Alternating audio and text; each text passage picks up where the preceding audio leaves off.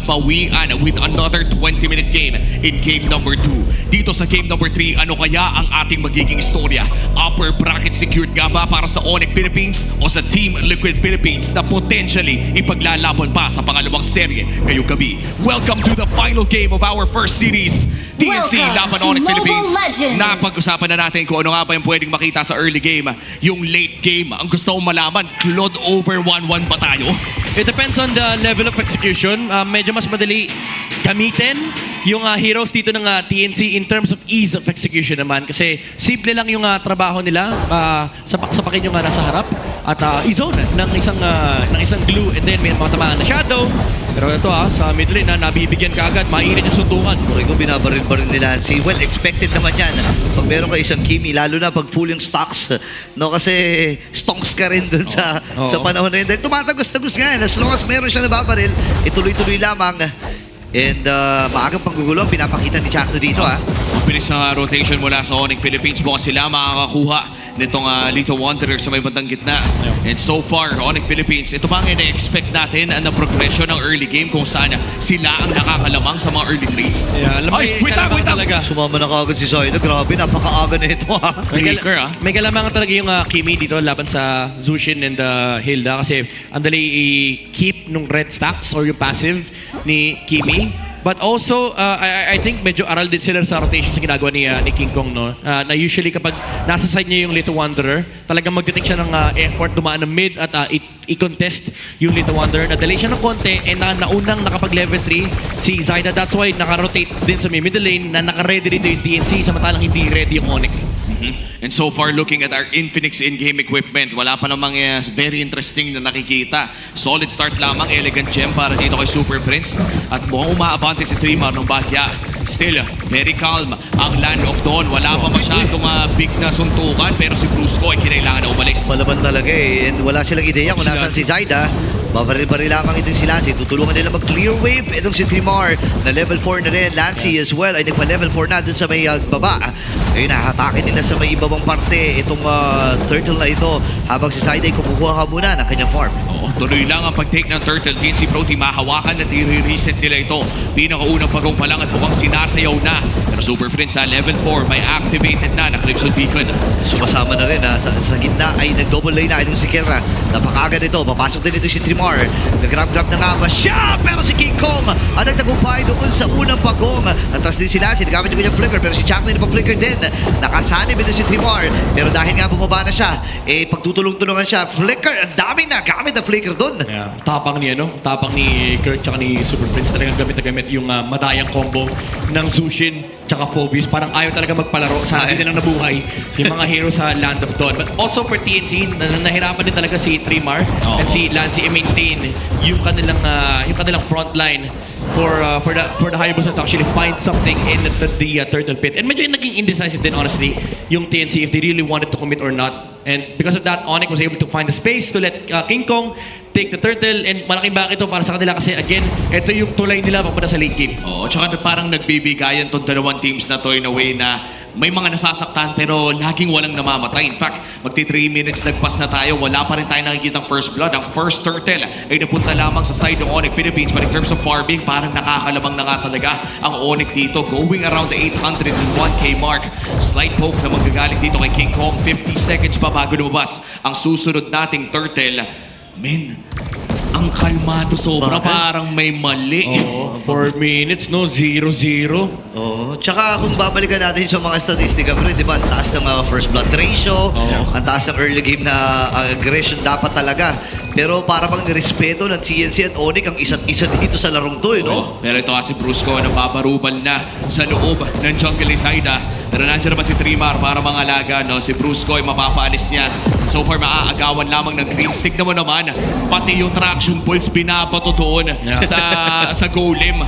Wala kailangan sila yung i-contest kasi ito pang gugulo ng Onyx, they're allowed to do so because of the Hilda and also the Zushin.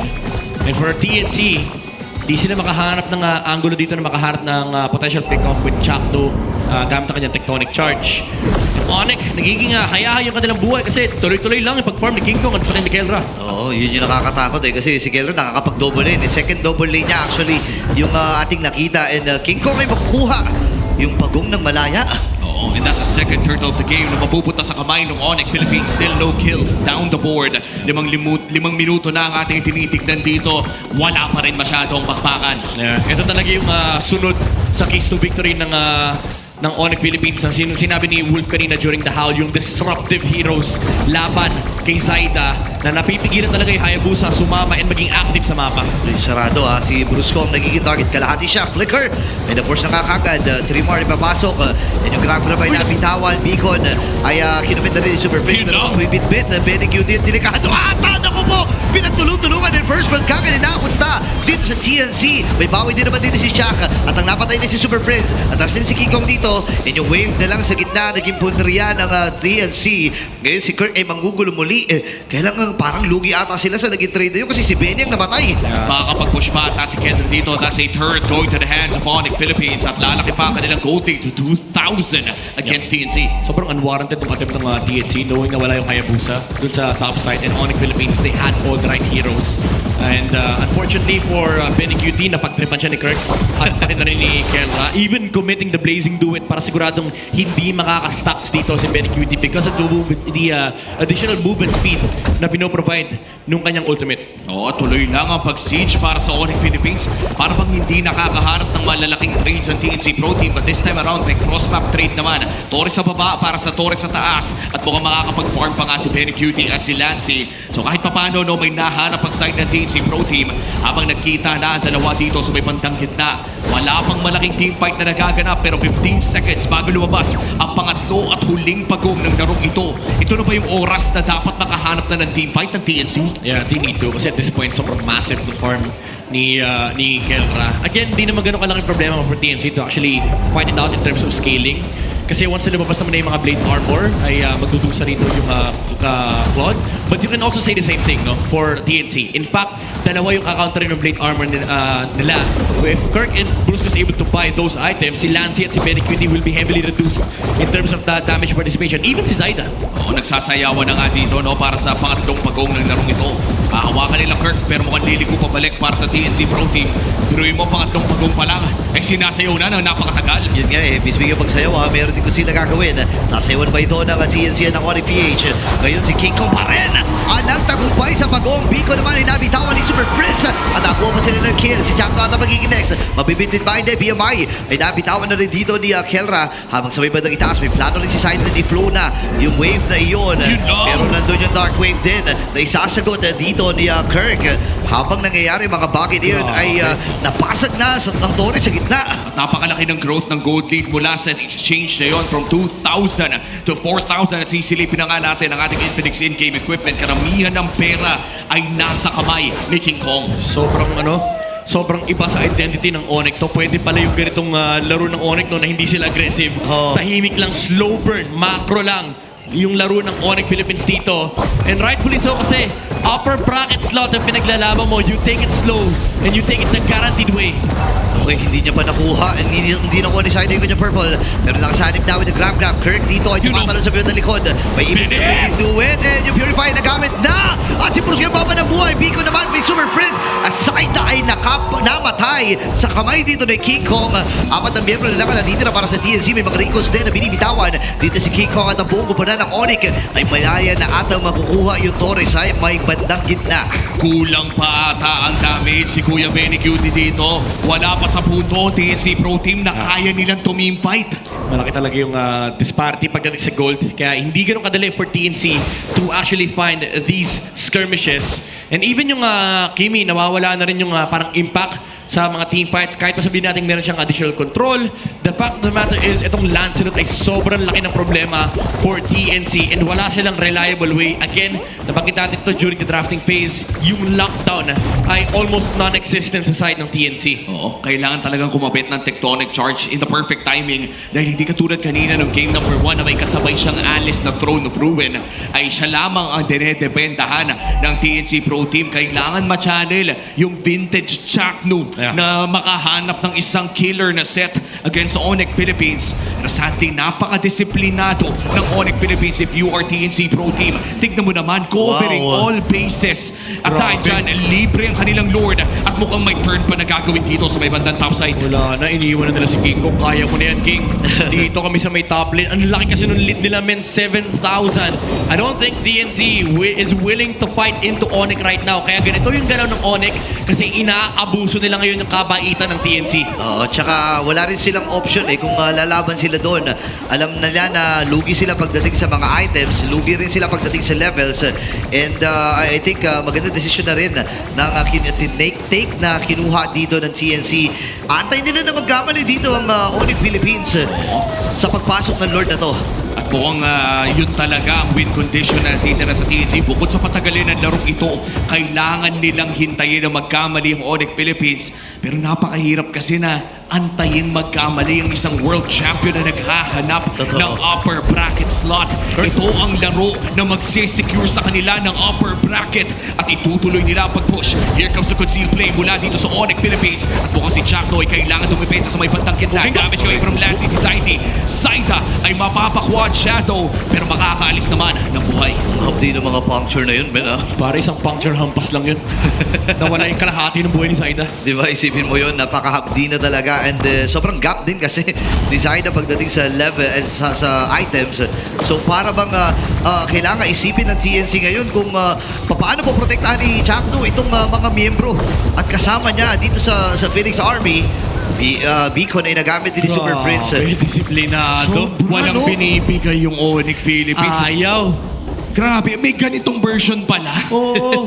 Parang parang Team Falcons, Aurora, yung laro nila yung macro slow burn talaga. Kakainin ka sa gold lead. And palalakihin lang nila to the point na hindi mo na kaya. Dumipensa. Nanonood yung Team Liquid Philippines ngayon medyo nalulungkot na sila sa napapanood nila ngayon. And 8.5K, 8,000 gold lead for Onyx Philippines. Umaasa pa rin ang Cavalry na sa TNC mapunta ang larong ito para sa kanilang upper bracket chance. But if you are Onyx Philippines, sobrang laki na ng ngiti mo ngayon. Slow burn na laro, lamang ka ng 8,000. Kapag nanalo ka dito, upper bracket secured. Nihintay ng Liquid actually na magsalita si Burrito. 2 beses pala nag-play by play si Burrito, men. Walang clash na nangyayari. Ayaw mamigay ng Onyx Inaantok Philippines. Kailangan mo ba ng kape, pre? Ben, tumayo na nga ako para ganahan at malupitan Pero, Wala eh. Wala eh. Ayaw din. At saka, pre, masasabi ko ito yung Onyx time na clean version. Oo. Parang R&B version, pre. R&B version. R&B version. Kumbaga So meron slow na. eh. So slow. Meron tayong lakas ng Pinas dati, hip-hop, rock. Ngayon Oo. naman, lakas ng Pinas na medyo indie vibe. Yung kanila, di ba, yung Onyx time. Onyx time. Ito, acoustic upbeat version. yun, Ngayon upbeat ano? yun. Ngayon ano?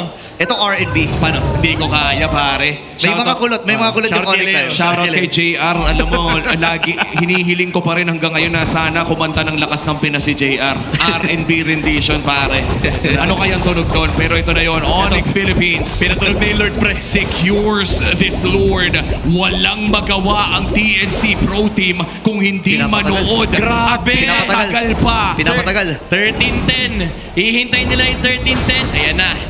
Disiplina malala, pare. Disiplina malala para sa Onyx Philippines. Nakakatakot to para sa mga Sobra. teams na nanonood. So, lalo sa ibang region, nakakatakot to para sa ibang region. And ito yung laki nakiklip.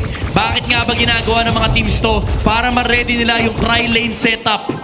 Yung 13-10 na Lord lalabas ng 13-41. So, kontrolado ng Onyx Philippines yung harap ng base ng TNC. Ito yung sinasabi ni Kim Chu, bawal lumabas. Bawal talagang lumabas dito if you're TNC Pro Team. Biruin mo kahit lumabas ka pre, wala nang natitira para sa'yo. Kinain na lahat ng Onyx Philippines at miracle set na lang talaga ni Chakno yung inaabangan ng TNC Pro Team. Kailangan ma-channel ng TNC. Kailangan ma-channel ni Chakno ang vintage Chakno setup. Pero ito na ang Onyx Philippines na gutom para sa kanilang upper bracket slot. Ben, ang kapal ng mga wave kung sino ay nabitawan na Brusco ay lalayo na rin. Same with Kera with the BMI. Ngayon naman ay Torre lang ang nagiging target dito ng Onyx Philippines. Bumabasag na rin natin yung top lane. Retribution din nagamit ni Zaida. Wait lang, si Kirk dito ay tumatahi. Ngayon naman ay si Lancy ay focus lamang dun sa mga catapult. Malinis natin trabaho ng TNC, mga wave na kasama ng Onyx. Pero may round number 2 pa ata. Grabe, disiplinado talaga. Pero may Lord, tama ka, may Lord Wave pa. magmamarcha sa may itaas at sa ibaba. Nakatingin si King Gong sa orange map. Pwede siya pumasok actually dito sa loob ng base ng TNC, pero parang gusto nilang relax muna. Oo, yun. Oh, wait lang nga, pumasok ata. At masyado malalim si Brusco. Flicker ay na-force na rin. Kiko? Pero si Kiko ay tatahi. Magkakasama at kumpulan ang CNC Pro Team. Nandun yung Tornos and Passive Execution. At si Super Prince, nagamit na rin yung kanyang beacon. At si Panic Q din namatay. Nagamit din ni Kirk yung kanyang Winter Crown. Ngayon naman yung labas ang territory sa itaas. Kirk ay mapupuruhan din talaga. Lang si makakuha nun. 3 miyembro laban sa 4 ang natitira. Si Kirk lamang ang naging kabayaran. Bumili na rin ng POD dito si Kiko. Napaka-happy na talaga. Lati nagamit din yung kanyang Wind of Nature. At si Kiko ay nagbe-base lock na. Lasi makakamatay. Pero si Ken